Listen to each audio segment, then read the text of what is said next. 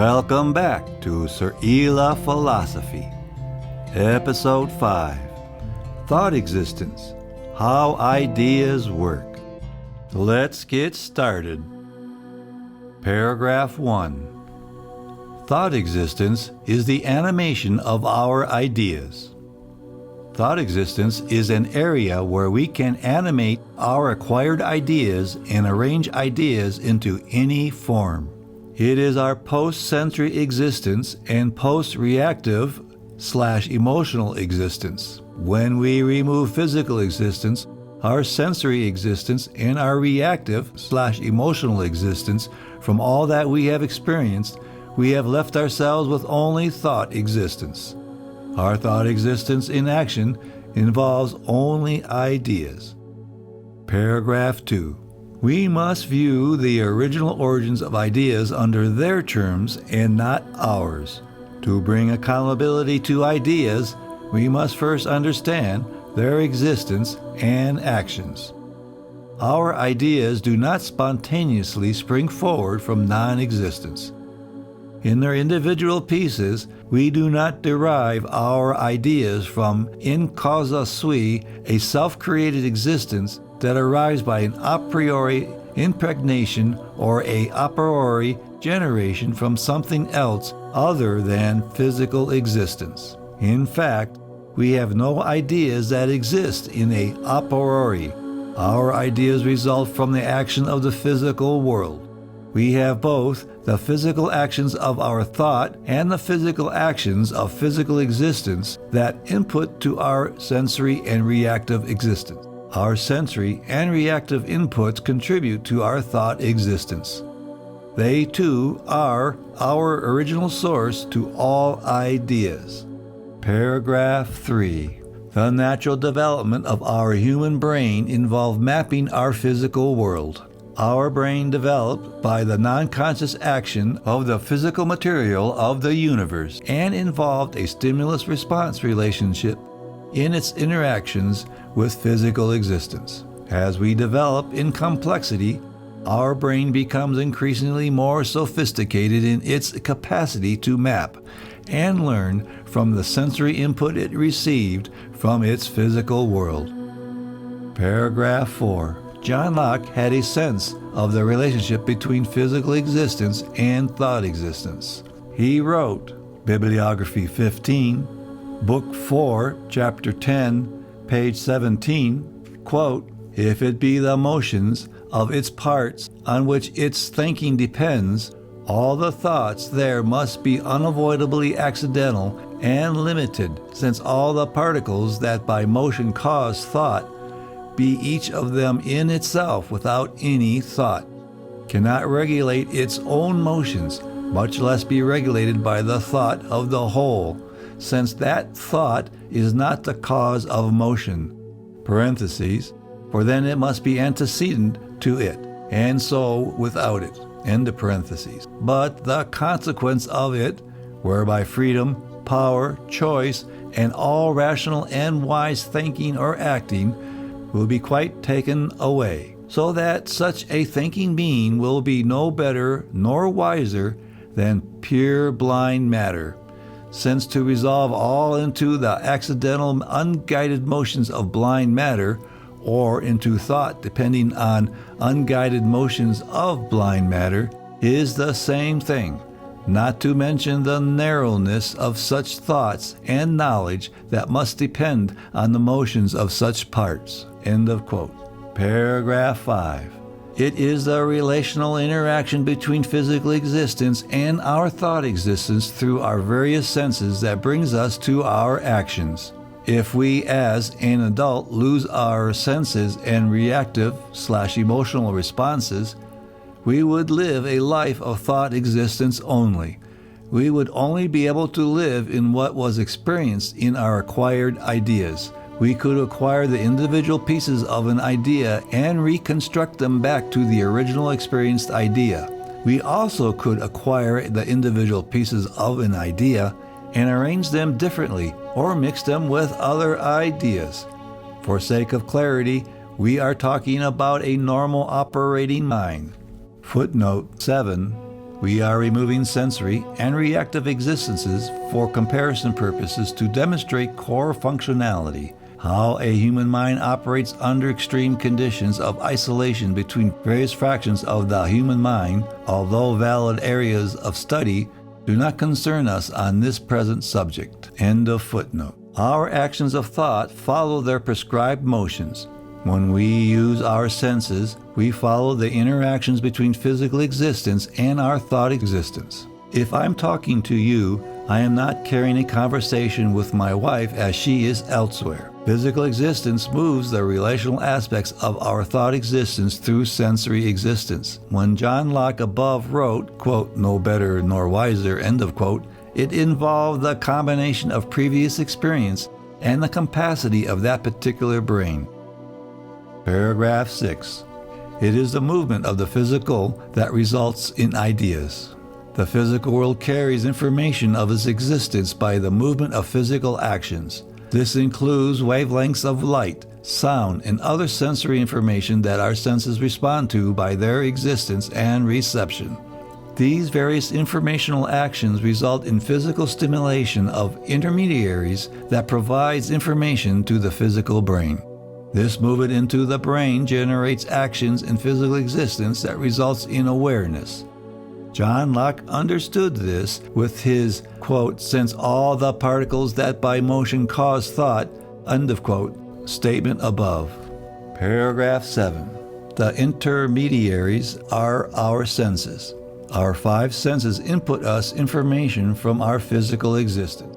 The reactions of our senses to the physical environment transmit information to our brain. It is through our 5 senses that awareness arises. Awareness arises from the movement of physical existence within our mind. Paragraph 8. Our awareness comes from our physically created mental grid. Our awareness comes to life by physical world impressions on our internal mapping of space and motion to create and mimic the various forms of existence to which our senses interact. Within our brain, we have a mental grid. We have been limited to the non-conscious structuring of our brain by our physical world in what it has and only can result in making. My thesis presentation of mental grid is a broadband presentation and is open to challenge. I base this theorized manufactured idea, footnote 8. Theorized manufactured ideas are ideas that have partial, weak, or various connections to physical existence and therefore can have other possibilities, known or unknown. See chapter titled How We Categorize Ideas and the glossary. End of footnote. I base this theorized manufactured idea on the form and structure that we have expressed in our thought existence. Paragraph 9. Our mental grid is blank at birth. We have no inherent ideas that exist prior to any intermediary action. Any claim of a priori ideas only derives from the prescribed mechanism of our evaluative structure contained within our brain. None of our ideas can spring forward to awareness that has no original interaction with physical existence. An example would be the sucking action of a baby. The development of our brain to prescribed action is not equal to ideas. This action is not from conscious thought or awareness until after its natural trigger of physically related actions. John Locke alluded to this when he wrote, Bibliography 8, Book 2, Chapter 1, page 24, quote, "In meantime, the mind comes to reflect its own operations about the ideas got by sensation, and thereby stores itself with a new set of ideas, which I call ideas of reflection. All those sublime thoughts which tower above the clouds and reach as high as heaven itself take their rise and footing here." End of quote. Paragraph 10. Our ideas of shape and form derive from our internal mapping abilities. As an infant, the child works to develop an internal reflection of the external physical world. In the state of infancy, the sensory inputs initially develops ideas of shape and form. It is not that we know a priori of shapes and forms, but derive the idea of them when we have experiences in physical existence that measure against the map wall of our mind. Arguments of predisposed understandings of space and time are a misunderstanding. Understanding only arrives after the experience of it as inputted from our physical world. This grid only provides us the opportunity for understanding, but we cannot come to understanding until sensory existence begins. Paragraph 11. Our map wall allows us to develop awareness that we then move to ideas. We have an internal physical construction where we can create in awareness a representation of physical existence around us. Our inputted sensory existence can move from our map wall to awareness and then to ideas in thought existence. Our inputted reactive/emotional responses also can move from our map wall to awareness and then to ideas in thought existence. As adults, when we experience inputs from physical existence, we frequently retrieve old known ideas to develop and understand basic forms to this new experience. For example, if we saw the fruit orange for the first time as an adult, we obtain several ideas pulled together to make an orange. The mind of this adult already knows shapes and shapes in 3 dimensions. We can attach the previously acquired sliver ideas of circular shape to the idea of orange. We acquire these types of sliver ideas early in childhood. We may have or not have experienced its color. However, we have other sliver ideas that attach. Its texture, size, and other attributes converge to make a bundle of sliver ideas into a master idea. This bundling is also a skill we acquire in early childhood. We can show a visual representation of how sliver ideas are involved in making a master idea in Diagram 7. Paragraph 12. Historically, our problem was our not measuring against physical reality. For example, John Locke wrote, Bibliography 8, Book 2, Chapter 1, page 23, quote, "If it shall be demanded then, when a man begins to have any ideas, I think the true answer is when he first has any sensation. 'Tis about these impressions made on our senses by outward objects that the mind seems first to employ itself in such operations as we call perception, remembering, consideration, reasoning, etc." End of quote. He linked ideas with sensation from, quote, outward objects that he showed he understood there was a connection between ideas and the physical world. He even placed, quote, reasoning within this, quote, when he first has any sensation, end of quote. Part of the problem with historical philosophy was the attempt to answer the human adult mind without clear acknowledgement of the early childhood development of the human mind. Our quote from John Locke, when he first has any sensation, end of quote, may indeed develop to perception, but this first sensation to perception occurred during infancy and not during adulthood. Remembering, consideration, and reasoning are far beyond our first sensations and their developmental purpose. An infant is not equal to an adult in physical existence. The statement by John Locke was too broadband and made an unacceptable leap. In doing this, he broke the needed physical world connections to our sliver idea origins and gave them over to the mental animation of the adult human mind without its original footing. Paragraph 13. Ideas are not singular entities, but consist of a bundle of sliver ideas. Our ideas arrive from the physical world and we assimilate them within our brain. In the adult, this assimilation does not involve holding an idea as a singular entity. We place ideas together from many individual ideas. They are pooled together to make a master idea. Paragraph 14. A bundle of sliver ideas creates the master idea. When all the individual components converge, We have the master idea that arrived from the original experience of it. We cannot treat the master idea as a singular entity. Since our master idea is made of a bundle of sliver ideas, various master idea characteristics can follow. In our normal discourse in interhuman relationships, our master ideas may be narrowband or broadband in structure. Our identifying these two characteristics is crucial in knowing if two or more people are animating the same master idea while they engage in discourse. Paragraph 15. Idea categorization is always in relation to the master idea. Our individual sliver ideas, as singular entities, can be master ideas. This means that a master idea is simply a collection of sliver ideas, even if the collection is only one sliver idea. Our master ideas are when they are the main idea.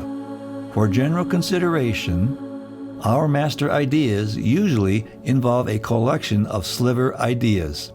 Our sliver idea becomes a sliver idea when we make it a part of a collection of ideas that pull together to make a main idea. Paragraph 16. The narrowband idea has its signature. We have ideas that we term narrowband. When we bring to our consciousness an idea that has a relatively few sliver ideas or a set of sliver ideas that significantly overlap itself with other ideas or significantly overlaps itself relationally to other master ideas within oneself or with others, we have a narrowband idea. When we pull up the same or nearly the same set of sliver ideas to a master idea between ourselves, we achieve a high level of correlation. When we engage in discourse between people, we have a higher precision of accuracy between people during our discussion. We can then begin to confer agreements and consensus between ourselves. We have a visual demonstration in Diagram 6. Paragraph 17. The broadband idea has its signature. We have ideas that we termed broadband. When we bring to our consciousness an idea that has a set of sliver ideas, it may result in many different potential master ideas between people or within the same person. We then have a broadband idea. We have two aspects to our broadband ideas that we must understand. One is the relationship of the broadband idea to a single person, and the other is in relation to the collection of all individuals. Paragraph 18. The broadband idea can be broad or narrow to an individual. We could have different sets of relatively small sets of sliver ideas creating a master idea in any singular individual. Those sets of sliver ideas could be relational, similar or dissimilar with others in the population. We need the exchange of discourse to move and change sliver ideas to reach common understanding.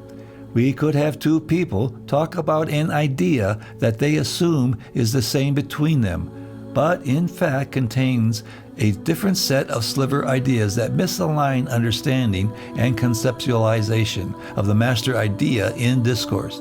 Our broadband idea, by its nature of having various bundling of sliver ideas, creates variations between people. Our overlap of sliver ideas to each master idea can become non-existent or greatly varied. We often see this between people of different cultures or life experiences. Paragraph 19. Another attribute of broadband ideas is that each person may contain several master ideas under one idea. We could have a large number of sliver ideas to a general idea that could lead us to several different master ideas. We could evoke a different master idea that was to whatever specific perceived circumstances our immediate environmental situation provided. Our specific circumstances would work to trigger up a subset of sliver ideas that would direct us towards one specific master idea. In this instance, we would be in discourse while engaging in different master ideas, but we would not be aware of the non-matching ideas. We would converse as if we were talking about the same idea. However, if our discourse was that each of us had moved to the same set of sliver ideas, we would have come to the same master idea, and our discourse would be with mutually understood ideas. Before discussion, we need to confirm between ourselves if our ideas align with each held idea between us. For an example of a large pool of sliver ideas that could lead to several different master ideas, please refer to Diagram 6, Paragraph 20. It is crucial that our language correlate between us for proper discussion to occur. When we engage in discourse between one another, we must recognize broadband ideas and move to assure we are animating the same set of sliver ideas to a master idea. Otherwise, fruitless discourse will result. We must understand this aspect of ideas in relation to our language. This is an important element in bringing accountability to given ideas. John Locke understood this, although he did not articulate it this way. He wrote, Bibliography 15, Book 3, Chapter 2, page 4, quote, "First, they suppose their words to be marks of the ideas in the minds also of other men, with whom they communicate. Or else they should talk in vain, and could not be understood, if the sounds they applied to one idea were such as by the hearer were applied to another, which is to speak two languages. But in this, men stand not usually to examine whether the idea they and those they discourse with have in their minds be the same, but think it enough that they use the word, as they imagine, in the common acceptation of that language, in which they suppose that the idea they make it a sign of is precisely the same to which the understanding men of that country apply that name." End of quote. People have realized that for good conversation to occur, we must animate the same subset of sliver ideas to master ideas during our discourse. Otherwise, it all becomes foolish. It is important that we narrowband our ideas so we can create fruitful conversation. Paragraph 21. We have had philosophers use broadband versus narrowband ideas to confuse us. Jean-Paul Sartre is one such philosopher. Here is an example. Bibliography 4, page 11, quote, "If my consciousness were not consciousness of being consciousness of the table, it would then be consciousness of that table without consciousness of being so." End of quote. Now, how does this sentence bring any understanding? His broadband presentation promotes confusion in that it allows the trigger of numerous different master ideas to the same word. When we use broadband presentations for narrowband ideas, it can only lead to misunderstanding or conceal true meaning. It can also be a trick to present oneself as if you are deep and smart when you are just playing games. Here, Sartre was folding back broadband words unto themselves to make a jumbled statement. Since he uses the word consciousness in the broadband, we can create a formula. We can make the letter C equals consciousness, and T equals being consciousness of the table. We can then create the following formula. Sartre has given us, if C is not equal to T, C then would be C equal C plus T minus T. Nevertheless, we mental animators will attempt to plug in all sorts of variations to the formula that Sartre has given us and try to make sense of it. When we reduce it to a formula, we can see it says nothing. 10 equals 10 plus 40 minus 40. My goodness, 10 equals 10. Paragraph 22. We can rewrite his sentence by taking his broadband presentation and apply narrowband ideas.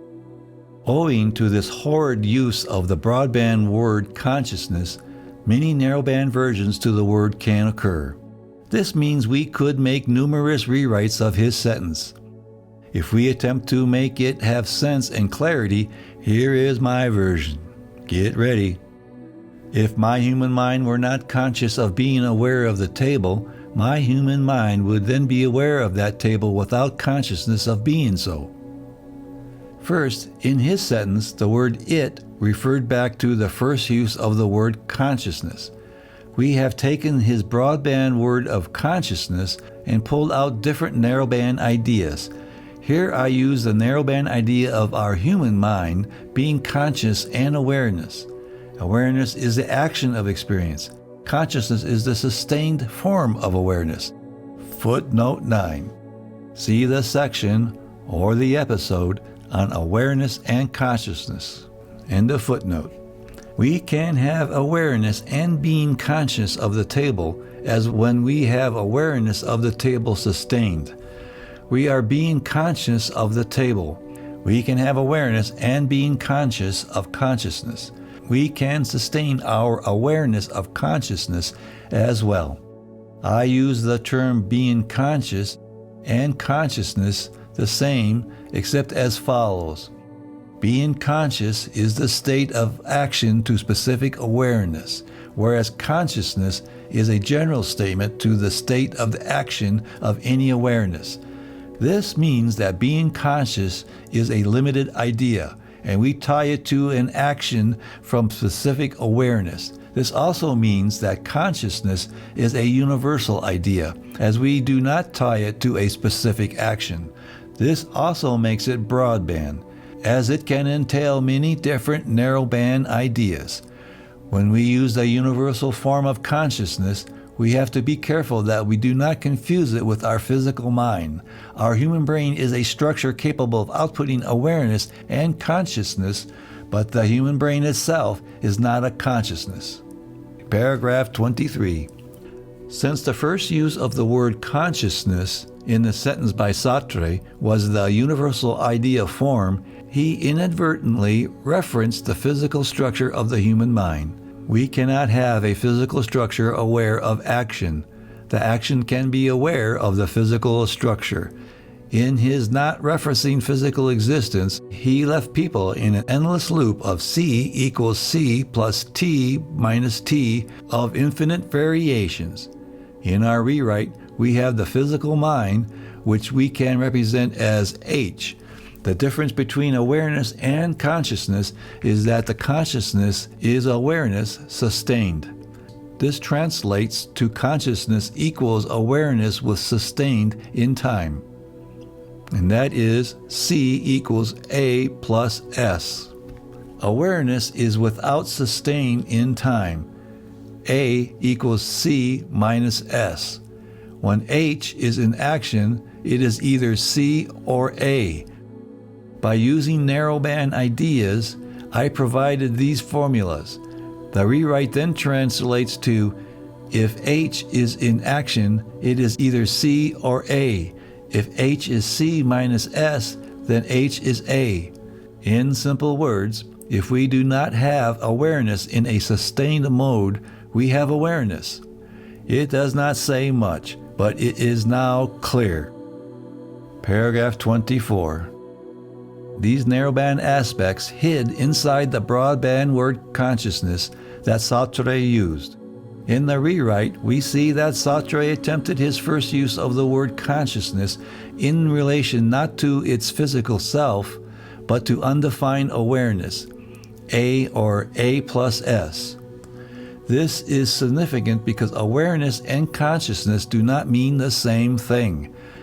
This example from Sartre displayed well how we can use large pools of sliver ideas in broadband ways to obscure meaning. His use of word consciousness had so many potential bundles of sliver ideas to master ideas that it became a useless statement. Nevertheless, people argue endlessly in misperceived but desired deep thought. We must understand the difference between deep thought and chasing mental tales.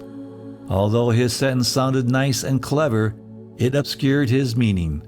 Once we dug out from his obscured presentation and aligned our narrowband ideas, we even found he could be correct. Nevertheless, it depended on what set of sliver ideas one pulls from his broadband presentations.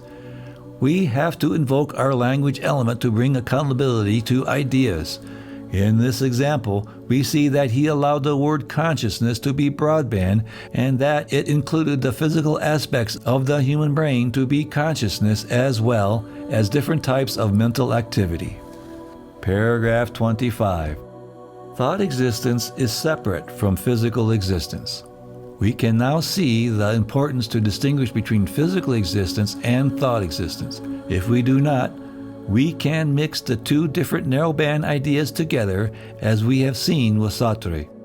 Thought existence is distinct from physical existence. The movement of the physical material in our brain can result in thought. Our thought is a separate existence to physical existence in that it resides in its actions. If we abstractly remove all physical existence from our human thought during its actions, we could think of it as leaving ideas only. Therefore, thought existence is our domain of ideas. We must treat it as a unique existence. Paragraph 26. We can now begin to understand how ideas work. We have the relationship between physical existence and our thought existence. Our ideas involve a collection of sliver ideas that bundle together to make our master idea. We have to be conscious of this bundling of sliver ideas to master ideas within ourselves to outside ourselves to determine master ideas that are narrowband. We then can begin to see how they relate to the master idea of another person.